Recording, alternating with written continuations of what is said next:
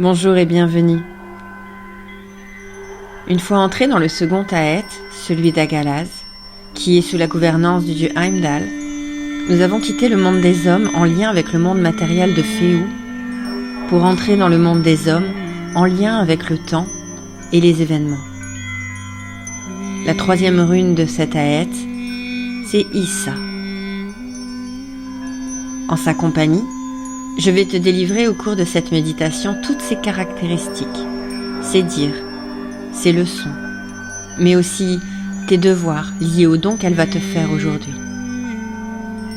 Au travers d'une nouvelle aventure, tu vas pouvoir te connecter à son énergie.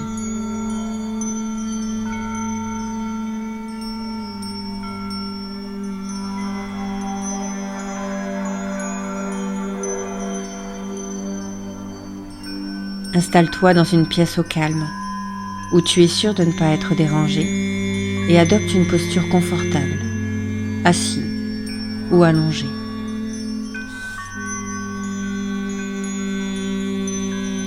Ferme doucement les yeux pour te concentrer sur tes sensations internes. Observe avec curiosité le va-et-vient de l'air qui pénètre dans tes narines et fait onduler ton corps. Note toutes ces petites sensations physiques qui te parviennent. Des vibrations peut-être, des tensions, ou même des fourmillements. Peut-être remarques-tu des sensations désagréables. Accepte-les, sans vouloir ni les canaliser ni les changer. Pose ton regard intérieur sur les sensations agréables que tu ressens ici et maintenant. La chaleur de tes vêtements, le sentiment de calme, la fluidité de ta respiration. Et laisse-toi bercer comme une feuille à la surface de l'eau. Laisse-toi glisser vers l'obscurité, dans le grand vide, là où tout a commencé, là où tout a été créé, le temps et l'espace. Bienvenue dans le grand vide de Ginnungagap.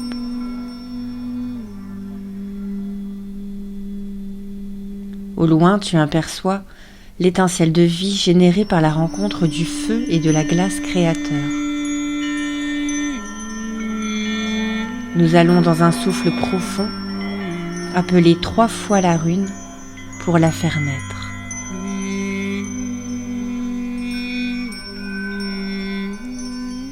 Issa.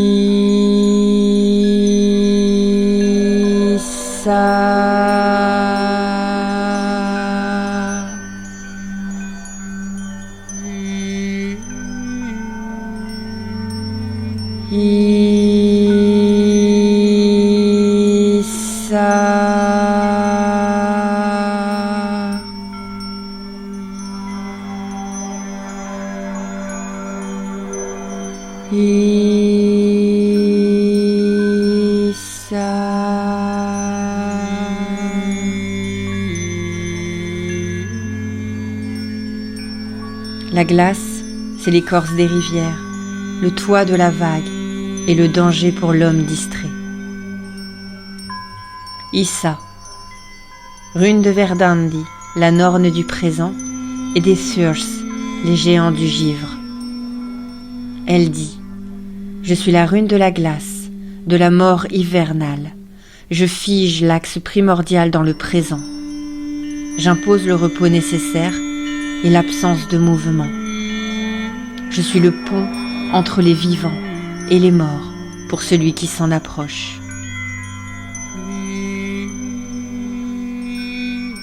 La puissance de nos voix donne l'impulsion à l'étincelle de lumière, devenue une belle flamme brillante, d'un orange vif qui a pris la forme d'Issa. Il te suffit de chuchoter son nom pour être transporté de l'autre côté.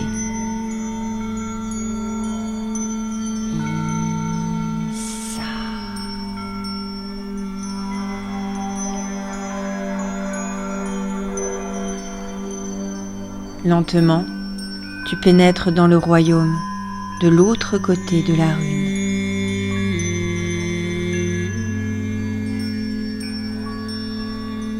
Tu es instantanément saisi par le froid, et ce malgré tes épaisses fourrures douces. L'air te pique le nez et les joues.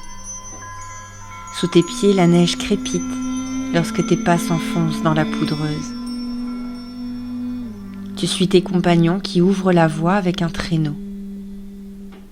Tu peux à peine distinguer qui est qui, caché sous les couvre-chefs à fourrure, les grosses vestes et les gants bien chauds. Tu entends quelques bavardages et rires étouffés au loin, mais peu, vous économisez tous votre énergie pour avancer. Le paysage immobile n'est troublé que par le craquement de la neige sous vos pas et par les panaches blancs s'échappant de vos bouches avant d'être emportés par le blizzard. Tu as conscience qu'ils te distancent un peu plus chaque minute. Le risque de les perdre de vue t'indiffère car tu connais très bien le chemin. Tu te laisses distraire par la beauté pure de ce paysage hivernal qui t'émerveille. Alors que les silhouettes de tes compagnons disparaissent derrière les congères, tu fais une courte pause pour admirer la scène qui se déroule sous tes yeux écarquillés. Derrière toi, la fumée des cheminées du village est encore bien visible dans le ciel bleu pâle, tandis que devant toi, les haies des champs laissent place au flanc de la colline. À votre droite, la forêt s'ouvre. Le gel a figé la course d'un ruisseau au-delà d'un fossé profond. Et c'est ici que ton attention est absorbée par une douce lumière scintillante. Tu te demandes ce qui peut causer un rayon aussi brillant. Peut-être un cristal de glace s'est détaché et tourne maintenant doucement dans le vent. En contraste avec la neige immaculée, les branches noires de la forêt sont sombres et élégantes. Chaque arbre parsemé d'un manteau de neige et de givre épais.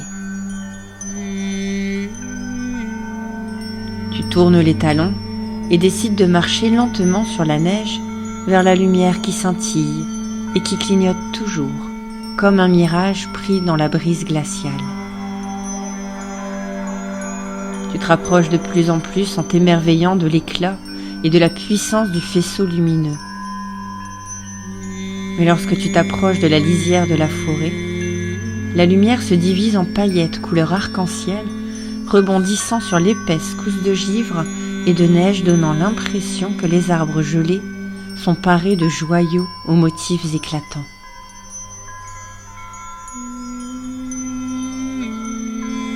Tu es enchanté par la pureté de la scène qui se déroule sous tes yeux.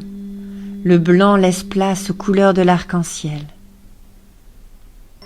Et, pendant que tu inspires profondément, le baiser métallique de l'hiver entre dans ta bouche, ta gorge et tes poumons. Tu fermes les yeux face à cette beauté éblouissante, et lorsque tu les ouvres de nouveau, la lumière arc-en-ciel a disparu, et tu ne vois plus que le doux clignotement de tout à l'heure. Heureusement, tu as abordé la forêt juste au bon endroit, car un pont de bois qui passe au-dessus du ruisseau gelé se trouve juste devant toi. Tu te dis que c'est l'univers qui te guide pour aller enquêter sur la lumière. Et avec précaution, tu avances sur le pont.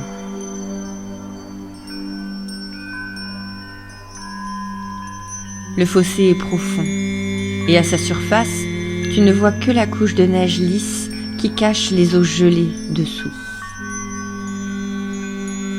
La pente semble douce, mais tu sais que ton destin ne sera pas très agréable si tu glisses. Ta petite voix intérieure te rappelle qu'il est téméraire de tenter une traversée aussi précaire, juste pour un reflet de lumière. Mais la voix est très petite à cet instant, presque inaudible tant la curiosité est grande. La lumière clignote de manière irréelle.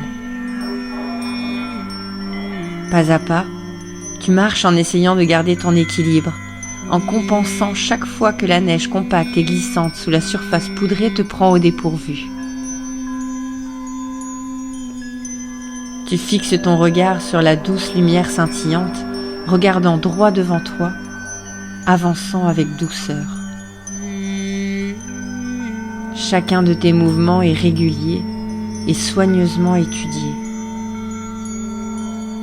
Tu arrives à mi-chemin.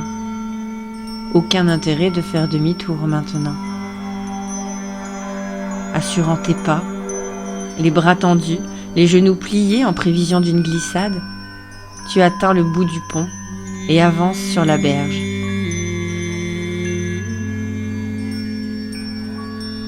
Lorsque tes pieds touchent la neige de l'autre côté du pont, la lumière clignote toujours. Tu fermes alors les yeux pour prendre une grande respiration de soulagement d'avoir traversé sans encombre. En réouvrant les yeux, cette même lumière arc-en-ciel remplit de nouveau la forêt partout autour de toi. Scintillant de rouge, orange, jaune, vert, bleu, indigo, violet, brillant et dansant sous tes yeux, jusqu'à ce que tu sois aveuglé par l'éclat de cet étrange prisme de glace et de neige lumineux. Ébloui, tu fermes les yeux momentanément, et lorsque tu les réouvres, l'arc-en-ciel a de nouveau disparu. Mais il en va de même pour toute la forêt. À sa place, tu vois s'étendre aussi loin que l'œil peut voir un vaste paysage de glace pure. D'immenses falaises givrées s'élèvent, puis plongent dans des crevasses d'un bleu profond qui courent çà et là à travers le paysage. En regardant de plus près, tu vois d'étranges formes s'élever en arches de glace qui se courbent gracieusement hors des profondeurs, puis redescendent en spirale, sautant haut en formant des angles étranges et impossibles, chacune dégageant cette étrange étincelle arc-en-ciel que tu as vue auparavant. Les formes dansent comme si tu les voyais au travers d'un voile. Puis 1 minute plus tard, tu te retrouves dans les vastes bancs de glace. Le paysage est toujours là, mais plus rien ne bouge. Tes yeux ne peuvent pas regarder, ta vision est brouillée. L'instant d'après, le paysage s'ouvre de nouveau pour révéler une myriade de formes en mouvement. Il te semble qu'il y ait tout un royaume derrière la surface cruelle et vierge de la glace, mais c'est un royaume insaisissable, comme si ce royaume était un miroir qui se moquait de toi. Lentement, tu fais un pas en arrière, mais incrédule, tu ne te retrouves pas sur le pont que tu viens de quitter alors que tu n'as absolument pas bougé. Tu fais demi-tour pour te retrouver face au pont. La glace s'étend dans toutes les directions. Aucune fissure dans la glace, aucun passage, aucun pont. Aucun endroit dans ce paysage ne semble constant et sûr. Alors que tes yeux cherchent partout une issue, à ce stade, ta petite voix intérieure devient plus insistante, te rappelant que tu es resté immobile pendant trop longtemps. Tu ne sens plus tes mains, tes pieds commencent à trembler, mais tu marches, espérant arriver au pont qui t'a amené à cet endroit étrange et dangereux. Cela ne devrait pas durer longtemps, tu ne t'es quasiment pas éloigné du passage, mais chaque pas est douloureux. Et il semble peu probable maintenant que tu retrouves le passage. Tu ne peux même pas dire par où tu es passé, la glace a simplement tout recouvert, ne laissant apparaître aucune empreinte de pas. Tu es face à un tapis blanc qui s'étend à perte de vue. Tu traînes les pieds en essayant de garder les yeux sur la neige devant toi, pour ne pas te laisser emporter par cet étrange paysage qui murmure sous la glace. Si tu regardes un endroit pendant trop longtemps, la lumière de l'arc-en-ciel apparaît et le paysage s'étire à nouveau dans un éclat tourbillonnant pour se former lorsque tu clignes des yeux. mieux vaut ne plus rien regarder du tout. Mais un mouvement attire ton attention et tu ne peux pas résister. Tu finis par regarder fixement pour tenter de comprendre ce que c'est. Tu vois un panache d'air semblable à celui que tes amis ont fait cet après-midi sur la route des sports d'hiver. Tu t'arrêtes et tu observes. Plus rien ne scintille, ni ne disparaît, pas même lorsque tu clignes des yeux. Devant toi, le nuage de brume chaude se forme et se dissipe rythmiquement. Alors tu t'approches et tu entends un son râpeux, un peu faible. L'air chaud qui continue de se former te guide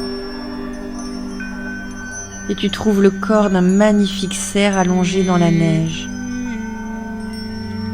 Sa peau est complètement recouverte de neige, elle-même entièrement recouverte d'une fine pellicule de givre. Il brille du blanc le plus pur, mais ses yeux ont pris l'éclat laiteux de la mort et tu sais qu'il ne peut pas te voir. Regarder cette magnifique créature si proche de la mort te fait oublier un instant ta propre douleur, tellement l'image te semble insoutenable. Tu t'agenouilles à côté de lui et tu lui murmures des paroles de réconfort, bien que ses yeux non-voyants ne donnent aucun signe qu'ils t'entendent. Son souffle devient moins tendu à mesure que tes mots le réconfortent. Blotti contre lui, tu frictionnes sa peau avec ta moufle. Un sentiment de désespoir t'envahit, car tu te rends bien compte que tu ne peux pas le sauver et qu'il est fort probable que tu meures à ses côtés. Tu décides cependant de rester avec lui, alors qu'il s'approche du calme du sommeil éternel. Tu ne permets pas qu'il puisse mourir seul dans cet étrange endroit effrayant. Alors, parlant d'une voix calme, tu te fais son gardien, tandis que les panaches de son souffle s'affaiblissent et que son corps se refroidit.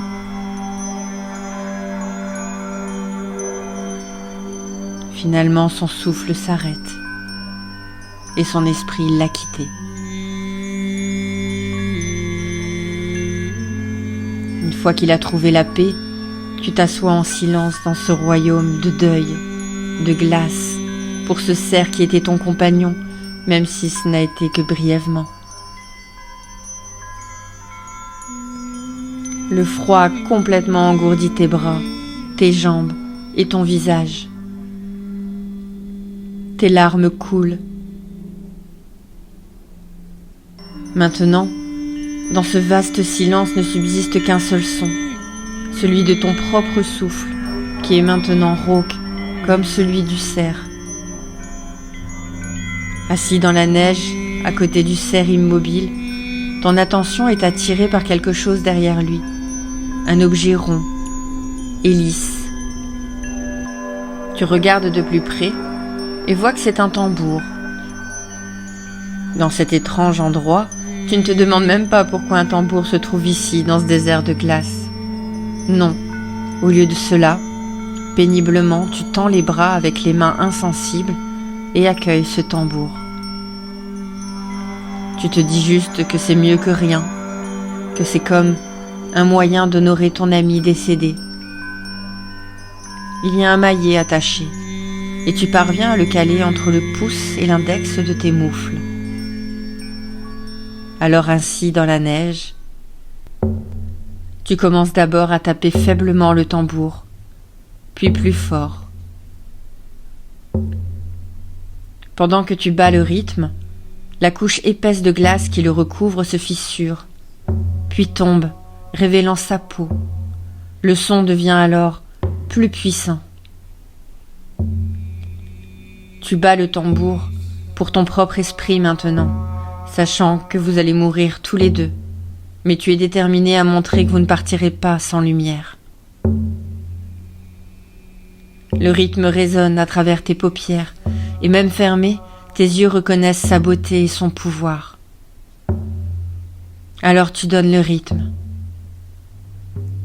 Tes larmes s'arrêtent brusquement de couler. Elles n'ont d'ailleurs pas gelé, et quand elles sont tombées sur le sol, la neige a fondu en formant une flaque d'eau autour de toi. Malgré l'humidité, une étincelle se forme sur le sol. À chaque battement de tambour, l'étincelle se transforme en une flamme, puis en un feu puissant, rougissant. Ton désir de vivre grossit en même temps que les flammes. Et tu imagines en cet instant que ce feu soit si chaud qu'il fait fondre complètement les plaines de glace qui finissent par s'embraser. Puis en un instant, plus rien. Tu ouvres les yeux, le tambour est parti, le cerf aussi. Tu es debout, planté dans la neige. Devant toi, des arbres.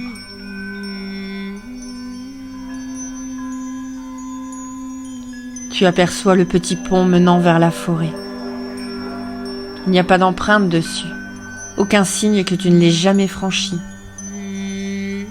L'étrange lumière scintillante a disparu, et tu te demandes ce qui t'a possédé au point de penser qu'il était judicieux d'aller l'étudier. Sur le point de traverser, tu remarques qu'il y a quelque chose de différent dans le paysage. La neige qui bordait le fossé a disparu, et la glace qui était cachée dessous n'est plus rugueuse. Elle est même plutôt lisse, comme du verre, comme si sous la surface l'eau était fondue, ou du moins pas encore gelée. Sous la fine couche de glace, tu vois un mouvement de lumière scintillante. Pas de lumière arc-en-ciel, mais le reflet de l'eau courante, toujours en mouvement sous la glace, rappelant que le printemps sera bientôt là.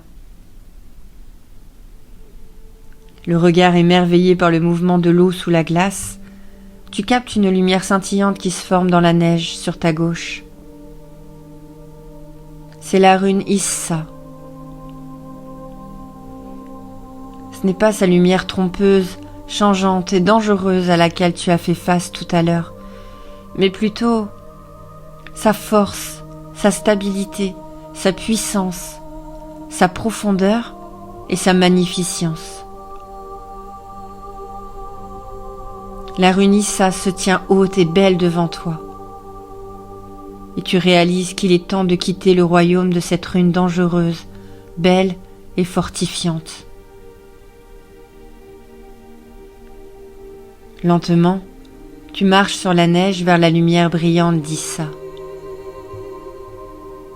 En la traversant, tu sens sa puissance te caresser et t'envelopper.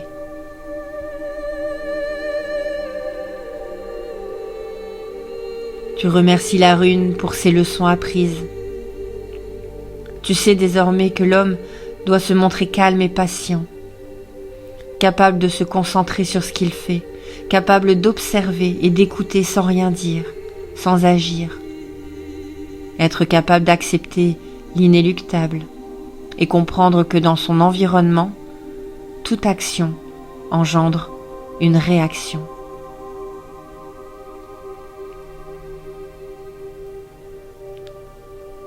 Tu passes du royaume d'Issa aux ténèbres une fois de plus.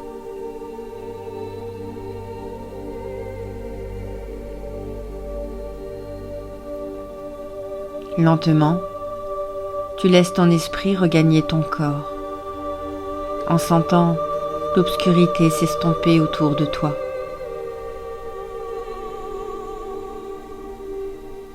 Tu reprends peu à peu conscience de l'espace dans lequel tu es, assis ou allongé. Tu sens de nouveau le contact de tes vêtements sur ta peau et le poids de ton corps sur le support sur lequel tu es installé. Dirige maintenant ton intention sur ta respiration et ta présence physique. Commence doucement par remuer les doigts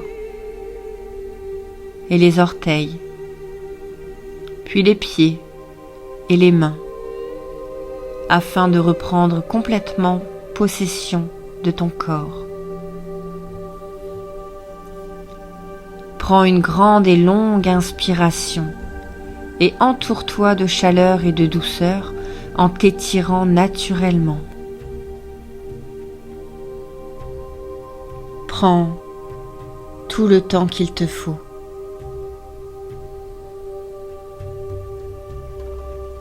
Et quand tu es prêt, ouvre les yeux.